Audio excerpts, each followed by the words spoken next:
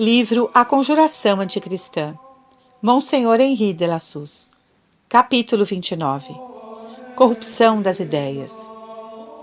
Para chegar ao aniquilamento da ideia cristã, a corrupção dos costumes é seguramente um meio poderoso, mas apenas de segunda ordem. Pode até suceder que, em vez de servir aos que o empregam, ele vá de encontro aos seus desígnios. Quanto mais a cloaca se torna impura, mais buscam sair dela as almas que não perderam toda a nobreza. E onde se refugiar, senão na igreja, que faz da pureza dos costumes o objeto de suas mais vivas solicitudes?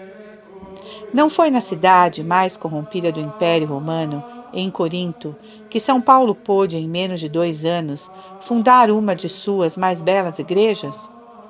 Por isso a alta venda, sempre favorecendo a corrupção dos costumes, aplicou-se sobretudo em corromper as ideias. Foi o conselho dado por Weishaupt.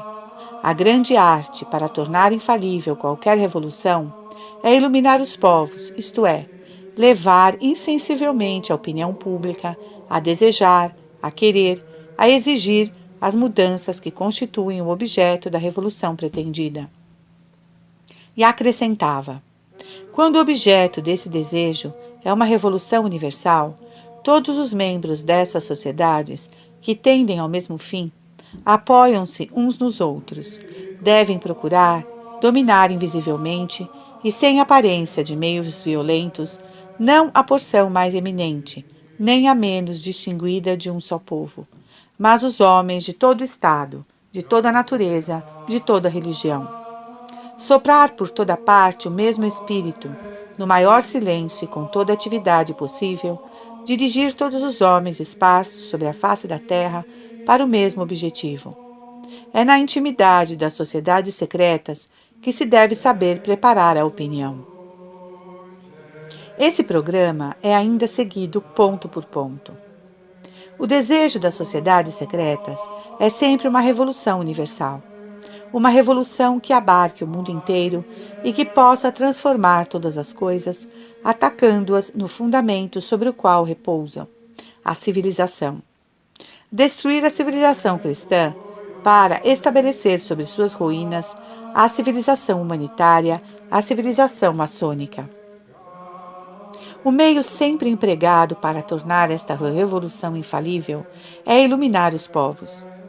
As lojas não falam senão de iluminar, de difundir a luz.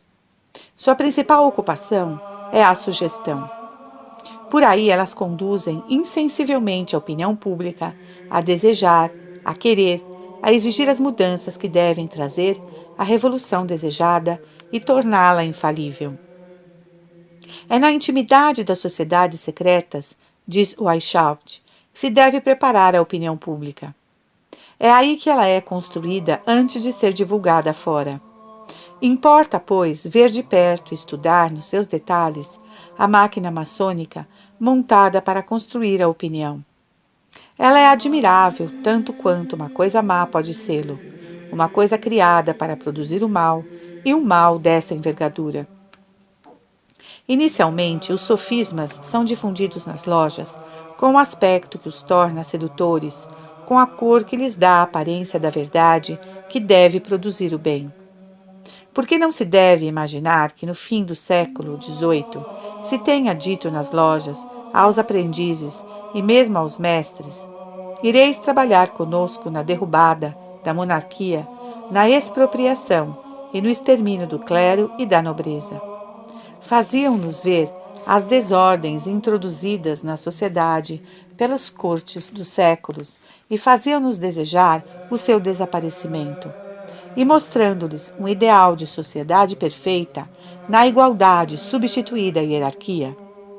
Imbuídos destas ideias, os maçons faziam-se apóstatas, divulgavam-nas nas suas rodas e cada qual contribuía assim para construir a opinião que no momento desejado devia explodir como uma bomba e causar análogas destruições. A seita utiliza sempre o mesmo procedimento, a sugestão. Ela sugestiona seus membros, estes sugestionam o público. O público sugestionado presta-se às mudanças queridas pelo poder oculto quando ele não as exige ou as impõe por atos mais ou menos revolucionários. Sugestão. Essa palavra diz talvez pouca coisa ao espírito do leitor. A constituição da maçonaria é inteira e admiravelmente feita para produzi-la. O que devemos, pois, estudar agora, a fim de podermos nos dar conta do estado de corrupção intelectual ao qual nossa sociedade chegou, é a constituição da franco-maçonaria em relação à sugestão. Como ela recruta, como ela se organizou, como através desse organismo ela chega a irradiar as ideias que quer fazer prevalecer e os sucessos que suas sugestões obtêm nas diversas classes da sociedade. Então compreenderemos como uma associação restrita a um número de pessoas relativamente mínimo pôde assenhorar-se de todos os níveis da vida pública, chegar aos resultados que vemos e alimentar a esperança fundada de alcançar os fins últimos a que ela se propôs há pelo menos 2 séculos. 1. Recrutamento em sociedade secreta. É dentro dela inicialmente, e no espírito de seus membros, que a franco-maçonaria opera a corrupção das ideias. Desde o ingresso na loja, ela se aplica a essa perversão. Ela a busca nas sucessivas iniciações. Ela a contempla através de sugestões contínuas. Primeiramente, como ela recruta seus membros? O membro da alta venda, que se escondia sob o nome de Piccolo Tigre, vai nos instruir. Ele o faz numa carta endereçada em 18 de janeiro de 1822 a uma venda piemontesa que ele próprio tinha criado, da maneira como dissemos, ao expor a constituição do carbonarismo. Para propagar a luz, ele julgou bom e útil dar impulso a tudo aquilo que aspira a excitar-se. O essencial é isolar o homem de sua família, fazê-lo perder os costumes. Pela inclinação do seu caráter, ele está suficientemente disposto a fugir dos cuidados do lar, a correr atrás dos prazeres fáceis e das alegrias proibidas.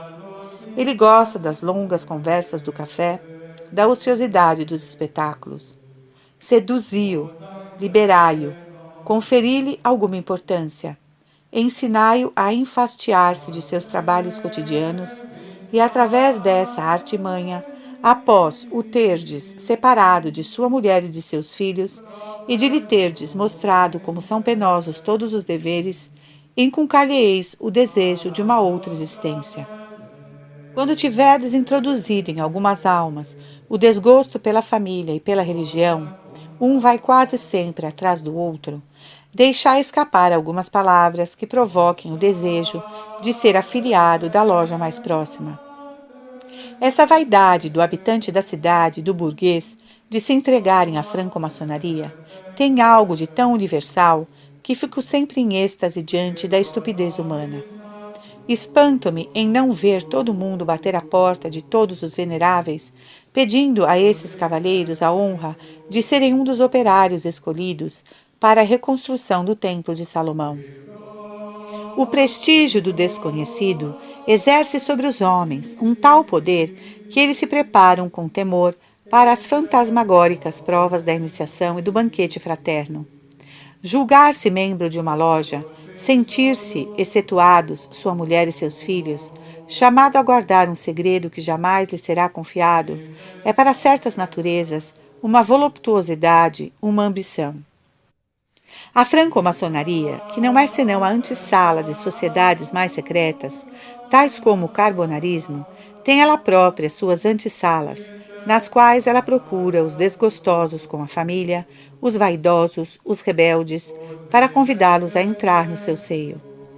A primeira dessas antessalas foi a escola laica, tomando a palavra escola num sentido lato. No número de 30 de setembro de 1903, La Vérité de Québec publicou o seguinte: existe nos Estados Unidos uma sociedade secreta que conta com mais de 200 mil membros, recrutados exclusivamente entre as crianças e os jovens de 14 e 21 anos.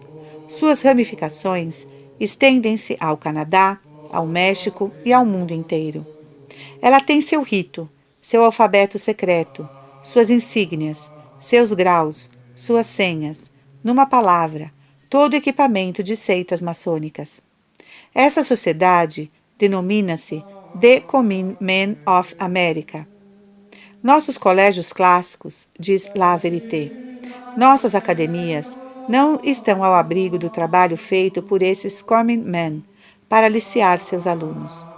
Não exageremos nada. Temos documentos em nosso poder, certificados de admissão, prospectos, panfletos, etc., que não deixam nenhuma dúvida sobre o caráter dessa sociedade e a rapidez de seus progressos. Desses documentos, resulta que essa sociedade de crianças e de jovens tem por organizador e por padrinho um grau 32 da maçonaria, um Old Fellow, um Mystic Shiner. O grande secretário adverte a criança iniciada que ela deve dissimular com maior cuidado todos os seus documentos, notadamente o alfabeto secreto, jamais o trazendo consigo, mudando-os frequentemente de lugar, etc., etc. Isto sob a fé de uma palavra de honra que equivale, diz ele, ao mais terrível dos juramentos. Ademais, o mesmo secretário afirma que as seitas maçônicas colocam gratuitamente à disposição da CMA suas salas de reunião. Não temos nós associações semelhantes na Europa? Existem outras antessalas. Sob o mais fútil pretexto, criai, diz Piccolo Tigre, ou ainda melhor, fazei criar através de outras pessoas associações que tenham por objetivo o comércio, a indústria, a música, as belas artes. Reuni num lugar ou noutro vossas tribos ainda ignorantes. Infiltrai o veneno nos corações escolhidos, infiltrai-o em pequenas doses, e como que por acaso, depois, vindo a reflexão, ficareis espantados com o vosso sucesso. Piccolo recomendava aos membros da venda que instituíra no Piemonte jamais hesitar em colocar essas associações de música e outras sob a direção eclesiástica. Colocai-as, dizia, sob o báculo de um padre virtuoso em evidência, mas crédulo e fácil de enganar. Muito mais, ele recomendava introduzir franco-maçons recrutadores até nas confrarias. Não temais insinuar alguns dos nossos no meio desses rebanhos. Que estudem com cuidado o pessoal dessas confrarias e verão pouco a pouco que não faltam colheitas a fazer. Com efeito, na Itália, como na América do Sul, as confrarias forneceram numerosos franco-maçons e daqueles que fizeram mais mal.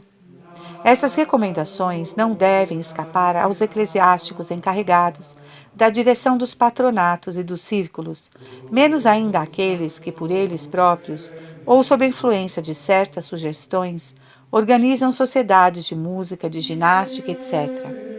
Eles jamais se arrependerão da demasiada perspicácia e vigilância acerca das ideias que são difundidas entre seus jovens. Em geral, é nessas sociedades laicas que se faz o recrutamento dos maçons.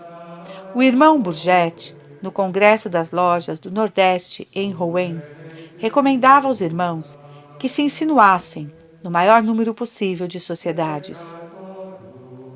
Sempre, particularmente nos patronatos leigos, escolares e de beneficência, associações de previdência, de auxílio, de tiro e de ginástica, em todos os grupos em que a ideia democrática tem mais chance de germinar e de se desenvolver. Jean Bidegain, no seu livro Le Grand Orient de France, Ses Doutrines et Ses Actes, também diz: cada loja reúne em torno de si uma multidão de grupos, de sociedades que são sucedâneas.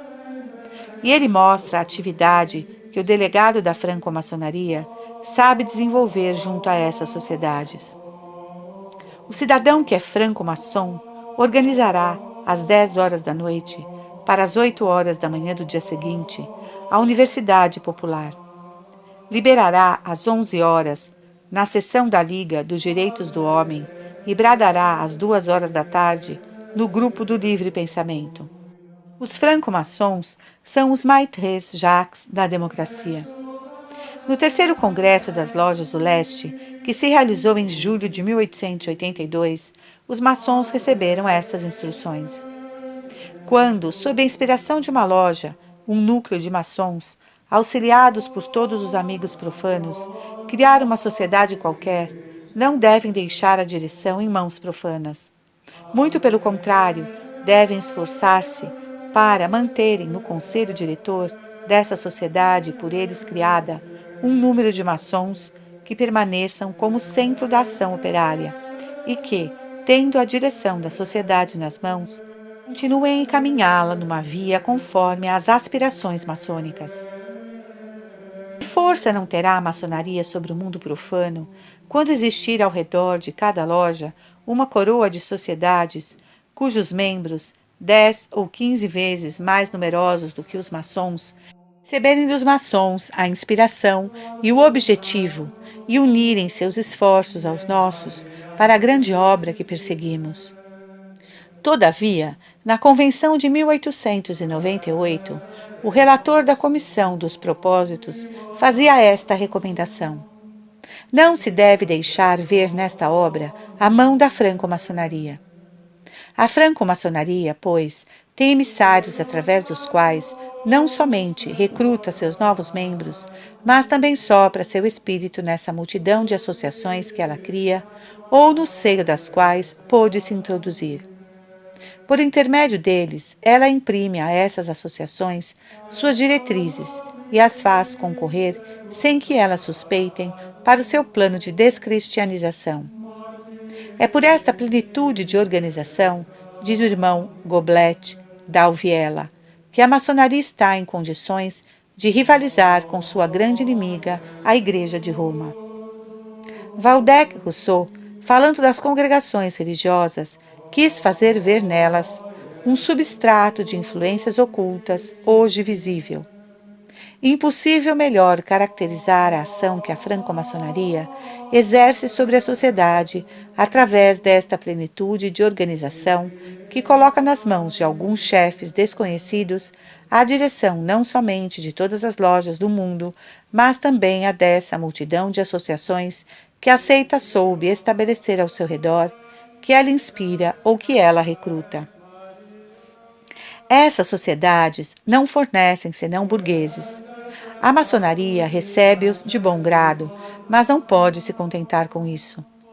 A alta venda deseja, continua Piccolo Tigre, que sob um pretexto ou outro seja introduzido nas lojas maçônicas o maior número possível de príncipes e de ricos. Os príncipes das casas soberanas, que não têm a esperança de serem reis pela graça de Deus, querem todo sê-lo pela graça de uma revolução. O Duque de Orleans, depois Luís Felipe, estas linhas foram escritas em 1822, é franco-maçom. O príncipe de Carignan, depois Carlos Alberto, rei da Sardenha, também foi. Não faltam na Itália e em outros lugares os que aspiram às honras do avental e da colher de pedreiros simbólicos. Adulai todos esses ambiciosos, obtende-os para a franco-maçonaria. A alta venda verá depois o que poderá fazer de útil com eles para a causa do progresso. Enquanto esperam, eles servirão de isca para os imbecis, os intrigantes, os cidadãos e os necessitados. É uma bandeira magnífica e sempre há tolos dispostos a se comprometerem com o serviço de uma conspiração da qual um príncipe qualquer aparenta ser o cabeça. É numa sociedade secreta que os recrutas, assim captados, são introduzidos, de onde quer que venham. Sociedade, sem dúvida, alguém dirá, mas secreta? Conhecemos um grande número daqueles que a integram.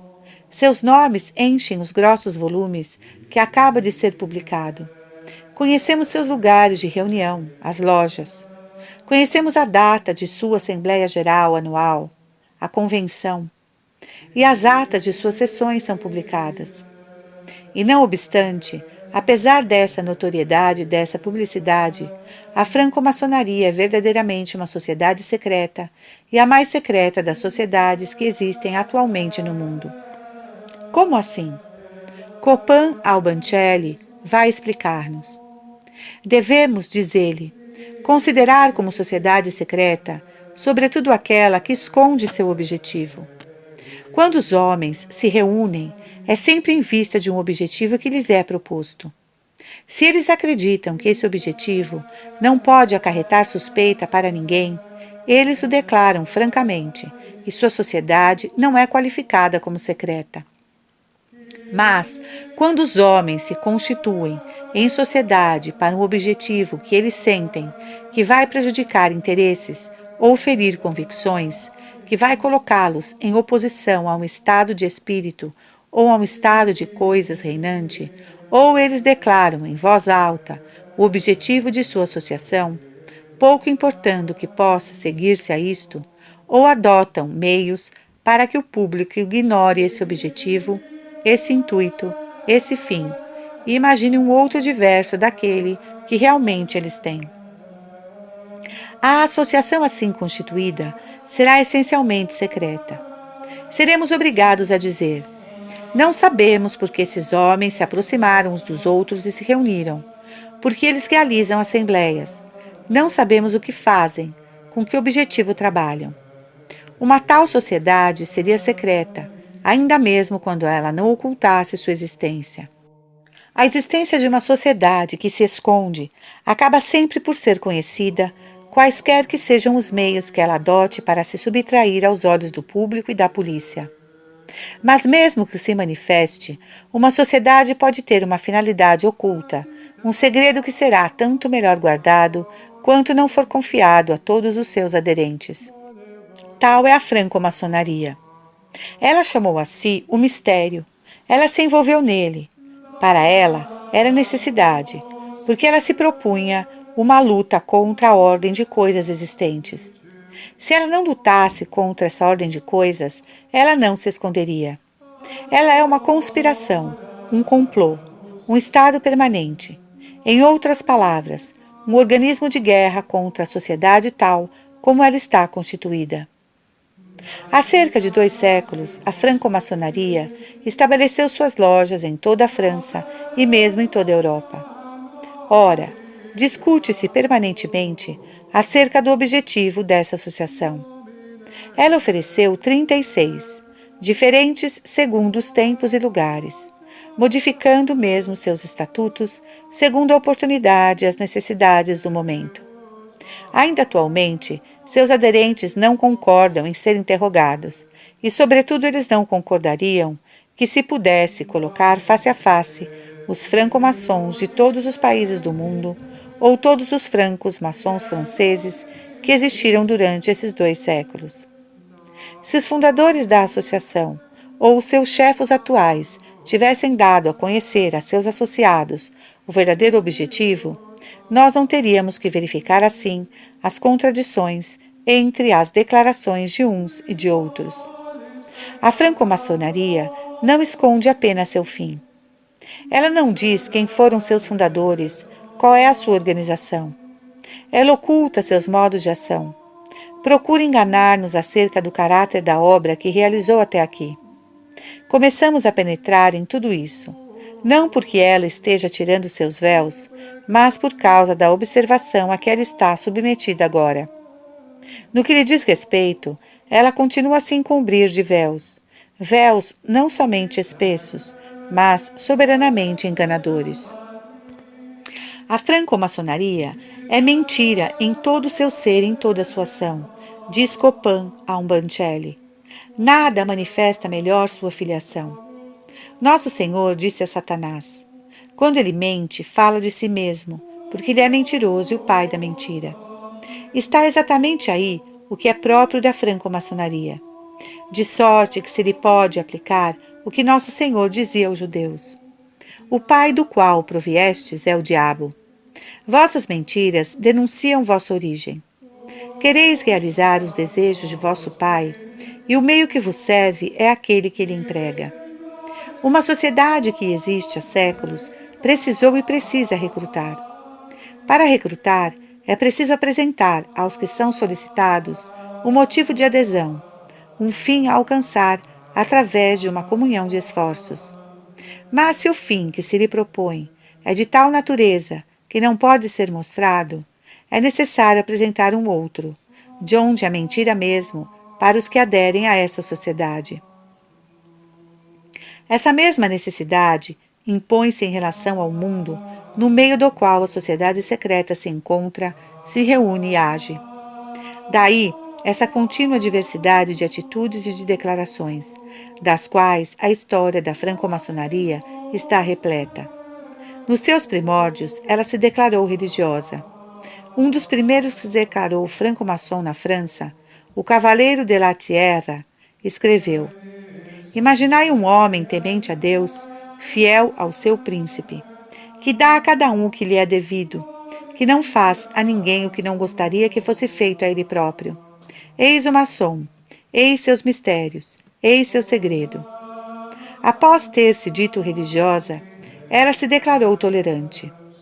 O primeiro artigo de seus estatutos afirma que ela tem por princípio a tolerância, que respeita a fé religiosa de todos os seus aderentes e acrescenta que não se ocupa com política.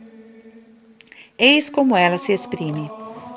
Na esfera elevada em que se situa, a franco-maçonaria respeita a fé religiosa e as opiniões políticas de cada um de seus membros, proíbe formalmente às suas assembleias qualquer discussão de matéria religiosa ou política que tenha por objeto seja a controvérsia sobre as diferentes religiões, seja a crítica dos atos da autoridade civil e das diversas formas de governo. Respeito pela fé religiosa e nada de política. Toda discussão de matéria religiosa ou política é formalmente proibida. Está dito de forma absolutamente precisa. Ora, isso não é verdade. De fato, a franco-maçonaria não é tolerante. Ela não respeita a fé católica. Ao contrário, ela persegue com ódio encarniçado. Os fatos entram pelos olhos. Mas se hoje ela se apresenta antirreligiosa, falo de maneira diferente nos países protestantes e nos países católicos. O mesmo vale para a política. Durante muito tempo, ela declarou não querer se ocupar com política de maneira nenhuma. Agora, reconhece que se transformou em dona do poder. Todas as formas de poder foram sucessivamente aduladas e combatidas por ela, até que ela chegou a essa república, que, segundo sua confissão ou fanfarrice, é tão somente a maçonaria descoberto. Se a franco-maçonaria é mentirosa por função, por necessidade, se ela não pode agir de outra maneira, senão mentindo para se manter secreta, no sentido que estudamos, daí não decorre que todos os franco-maçons sejam mentirosos. Eles próprios são enganados, o que significa que quando dizem as coisas mais contrárias à verdade, a propósito da sociedade a que pertencem, são, no mais das vezes, sinceros consigo mesmos. As lojas, assim recrutadas, não passam, como diz Piccolo Tigre, na carta que citamos, de um lugar de depósito, uma espécie de aras, um centro pelo qual é necessário passar antes de chegar a nós, membros às lojas de retaguarda. Ensinando-lhe a carregar a arma com seu copo, apoderamo-nos da vontade, da inteligência e da liberdade do homem. Preparamos essas coisas, rodeamos o homem, estudamo-lo, adivinhamos seus pendores, afetos e tendências. Quando está maduro para nós, encaminhamo-lo a uma ou outra das sociedades secretas, das quais a franco-maçonaria não é senão a antessala muito mal iluminada. Capítulo 30. Corrupção das ideias. Continuação. 2. Iniciações. Ao atrair alguém para seu seio, se a maçonaria começasse por lhe descobrir suas doutrinas e mostrar-lhe distintamente seu objetivo, quase sempre causaria ao neófito um espanto e mesmo um pavor tais que este procuraria se evadir. Ela procede com mais prudência. Inicialmente, o discípulo das lojas encontra-se aí numa atmosfera que não pode respirar durante muito tempo sem que sua alma fique intoxicada. As lojas, diz Piccolo Tigre, discorrem sem cessar sobre os perigos do fanatismo, sobre a felicidade da igualdade social e sobre os grandes princípios da liberdade religiosa. Entre dois festins, elas têm anátemas fulminantes contra a intolerância e a perseguição. As iniciações fazem os aspirantes entrar no espírito da maçonaria, melhor ainda do que através dos discursos que eles ouvem. O primeiro objetivo da iniciação é purificar o aprendiz de toda a mentalidade cristã, caso possua uma. O companheiro, tendo retornado assim ao estado de natureza, sem preconceitos religiosos e sociais, será capaz, tornando-se mestre, de adquirir uma nova mentalidade. A criança criada na sociedade cristã vê, julga e age cristãmente. O maçom nascido à luz do templo verá, julgará e agirá maçonicamente. Não é necessário sugerir-lhe os atos. O mestre perfeito, na presença de um julgamento a fazer, de uma decisão a tomar, julgará e agirá por instinto, seguindo os preceitos da maçonaria para o bem da ordem. A disciplina cristã terá sido substituída pela escravidão maçônica.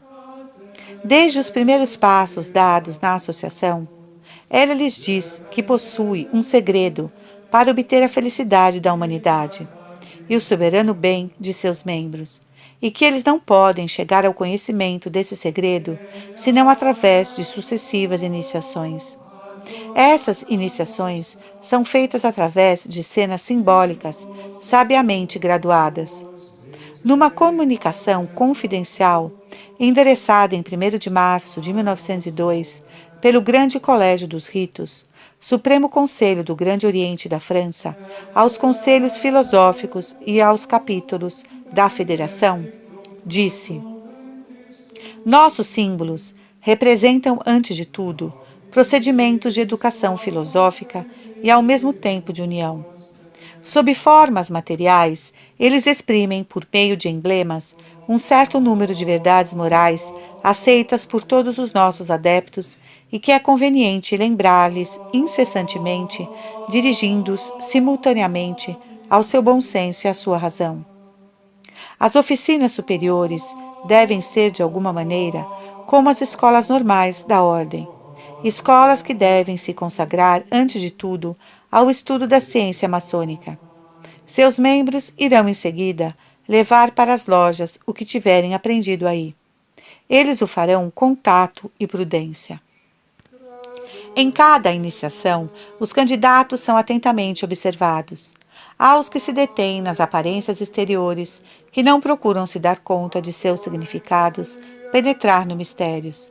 Esses são deixados em sua ingenuidade e formam a primeira fileira da sociedade, a qual, não obstante, prestam importantes serviços. Aqueles cuja inteligência penetra além do véu dos símbolos e que dão testemunho de que seu espírito se abre aos ideais maçônicos, são convidados a subir mais alto. As cerimônias são simbólicas, dizia o irmão Reginger, numa sessão comum das lojas, realizada em Lyon, no dia 3 de maio de 1882. Praticadas por maçons inteligentes, sua significação produz seus frutos.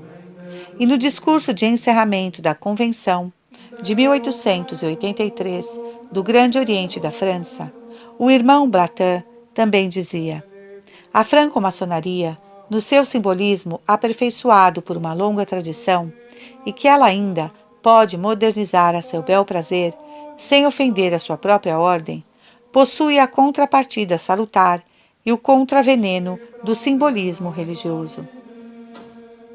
Esses símbolos são simultaneamente luz e trevas. São concebidos de tal maneira que iluminam estes e cegam aqueles. Gerbet, depois bispo de Perpignan, publicou em 1832, no Memorial Catholique, os documentos de um chefe das sociedades secretas apreendidos após sua morte, diz ele, por um personagem de alta posição. Após ter explicado no que constitui a liberdade e a igualdade no sentido maçônico, diz: tal é a força da nossa doutrina, mas persuadamo-nos bem de que não podemos jamais expô-la subitamente à luz do dia, nem em termos tão formais a todos os aspirantes. Um espírito perspicaz poderia deduzir consequências muito funestas às intenções que ela esconde. Assim, apenas tenhamo-lo feito ouvir essas duas palavras sagradas, liberdade e igualdade, e logo devemos saber prevenir, ou pelo menos parar o curso de suas reflexões, contra as quais nossos emblemas e nossos hieróglifos oferecem um remédio certo, empregando-os imediatamente para distrair propositadamente o espírito do aspirante, através da variedade de assuntos que se lhe apresentam. Recurso admirável e fruto da política refinada de nosso célebre autor fundador, por demais versado no conhecimento do coração humano, para nos ter preparado, com toda a astúcia imaginável, a taça encantadora e misteriosa que devemos apresentar e fazer passar sem cessar na alma de cada irmão, sempre oculta sob uma forma inocente que disfarça seu verdadeiro sentido. Em seguida, o autor distingue entre os espíritos penetrantes e os espíritos inquietos e os imbecis. Devemos, diz ele, pôr cada uma dessas categorias a par da nossa doutrina, mas não comunicá-la a cada uma ao mesmo tempo, nem da mesma maneira. Aos primeiros, o verdadeiro sentido não tarda a ser conhecido. Os segundos não devem ser levados a esse autoconhecimento, senão por graus, por emblemas que se lhe propõe a adivinhação. Dos últimos, não se exige outra coisa que não seja seguir cegamente sem reserva, sempre mantendo-os presos pelo medo da violação do juramento sagrado. Essas regras de conduta são religiosamente observadas. Após cada iniciação, concede-se ao iniciado um prazo de 15 dias para preparar a explicação que ele deve dar a respeito do grau que recebeu, para descobrir o sentido da cerimônia da qual foi o herói. O que quer que ele diga, sempre se o complementa, sem lhe dar a conhecer o que se pensa de sua explicação. Se não compreende, deixa-se onde está, a menos, entretanto, que não seja daqueles nos quais se colocou alguma espécie de esperança. Nesse caso, fazem-no passar por novas provas, sob pretexto de novos graus que lhe serão conferidos, que adelgaçarão pouco a pouco o véu que cobre o mistério. Essas provas têm variado com o tempo, com as obediências, e também com os fins mais imediatos a que se propunham os chefes. É o que o irmão Blatin acaba de dizer. No momento atual, eis no que consiste, em meio a muitas outras, a prova fundamental. Conduz-se o maçom a ser iniciado diante de um ataúde. Faz-se mais, deitam-no no ataúde. Aí ele ouve dizer que está morto, bem morto, podre, que sua carne sai de seus ossos. E com medo de que ele esqueça isso, dá-se-lhe por senha que ele repetirá a vida inteira, cada vez que entrar numa loja, uma palavra hebreia que significa, ao que se diz, a carne sai dos ossos, Mak Benak. Em outro rito, dá-se a palavra Marrabone, ou Moabon, filho de putrefação. Cada vez que ele entrar na loja, dará alguns passos de aspecto extravagante que constituem o simulacro de passar por cima de um esquife. Essa iniciação corresponde à do grau de mestre que faz o verdadeiro maçom. Quando as testemunhas tiverem declarado que o novo mestre está bem morto, que está exatamente em putrefação, que sua carne deixa seus ossos no ataúde simbólico, o presidente da loja vem tirá-lo do esquife. Declaram-no então ressuscitado. O aparelho fúnebre da loja cede lugar a alegres iluminamentos e disse ao novo mestre que ele é, em pessoa, o mestre Hirã ressuscitado. Esse Hirã é para os franco-maçons o arquiteto do Templo de Salomão. Esse símbolo da reconstrução do Templo de Salomão, no seu sentido último, naquele que jamais se revela publicamente, anuncia a reconstituição do povo judeu como nação, mas em nação tornada mestra do universo. Ora, esse Templo de Salomão não será construído. A Igreja não lhe cederá o lugar. O Deus dos cristãos não será vencido. a não ser por uma condição. Essa condição é a de que o mundo inteiro e por completo desça ao ataúde simbólico de Hirã para aí receber uma vida nova, após a morte absoluta, a dissolução definitiva do que nós vemos existir e viver hoje em dia. O sentido social da iniciação é, pois, a colocação do mundo cristão no ataúde e a ressurreição do mundo hebreu. E como meio para alcançar esse objetivo, único meio, revelado na própria iniciação, como sendo seu preceito mais imediato, mais transparente, a destruição de toda a ordem de coisas estabelecida sobre os princípios do cristianismo. O sentido social reside em que o iniciado, colocado no ataúde, está bem morto enquanto cristão, enquanto cidadão do mundo no qual Cristo é conhecido e adorado. Nem o átomo de carne, que ainda mantenha a vida segundo a ordem de Deus, do Deus dos cristãos, permanece nele. Sabemos que Deus é o caminho, a verdade e a vida.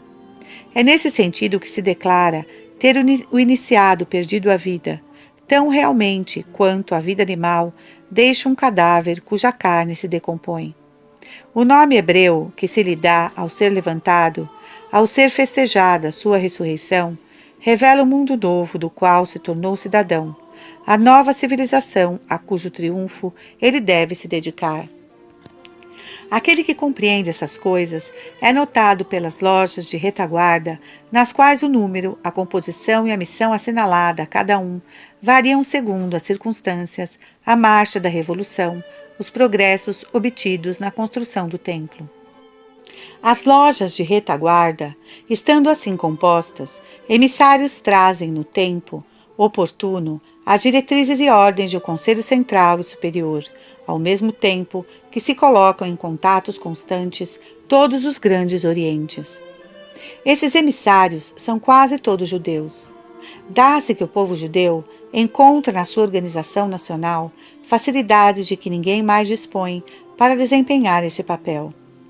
Há com efeito em toda parte aquilo que o Cabal chama de carteiros, agentes do governo oculto dos israelitas que intervêm de um extremo ao outro do mundo nas compras e vendas, nos processos de seus correligionários que agem junto às administrações em tudo o que é de interesse da raça, secundando ou paralisando os projetos dos governos, etc. Eles são admiravelmente próprios a serem os caixeiros viajantes da franco-maçonaria e da Revolução. Os documentos da alta venda mostram-nos Piccolo Tigre em Paris, Londres, Viena, Berlim. Aqui ele parece fidalgo, lá banqueiro, mais adiante negociante, corretor e mesmo pequeno vendedor ambulante. Em toda parte, caixeiro viajante contratado pelo ódio contra aquele que seus ancestrais crucificaram. Bakounine traça esse retrato do maçom verdadeiramente iniciado, admitido nas sociedades mais secretas. O revolucionário é um homem consagrado. Ele não tem interesses pessoais, sentimentos, negócios, preferências, bens, nem mesmo nome. Tudo nele está absorvido por um interesse único e exclusivo, por um pensamento único, por uma paixão única, a revolução. Não somente por suas palavras, não somente por seus atos, mas ainda no próprio fundo de seu ser, ele rompeu para sempre com a ordem pública, com o mundo civilizado inteiro. Frio em relação a si próprio, ele deve ser-o também em relação ao outrem. Todos os sentimentos de afeição, de amor, de gratidão, devem ser abafados na sua alma pela paixão única e calma da obra revolucionária. Noite e dia, ele deve ter um único pensamento, perseguir um só objetivo, a destruição implacável. E realizando essa obra friamente, sem descanso, ele deve estar pronto a morrer e a estrangular, com suas próprias mãos, quem quer que oponha obstáculo a seus desígnios.